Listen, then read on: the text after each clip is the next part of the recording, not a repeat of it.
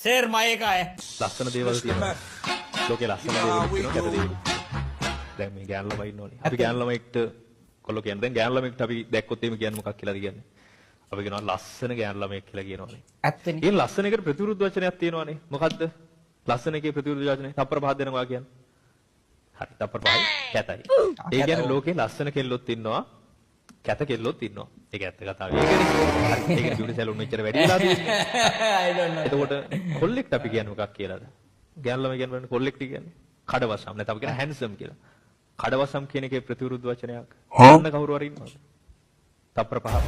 තප්පර පහක් නෙවෙයි, පැය පහක් නෙවෙයි, අවුරුදු පහක් නෙවෙයි, අවුරුදු ලක්ෂ පහක් දුන්නා ප්‍රතිවිරුද්ධ. දෙන්නේ. ඒකේ නෑ. භාවිතේ නෑ. මොකද ලෝකේ ඉන්න ඔක්කොම කොල්ලෝ ඒ! හැන්සම්. නැත්නම් කඩවසම්. My man spinning fools. शेर माए का है. अरे ඇත්තටම කවුද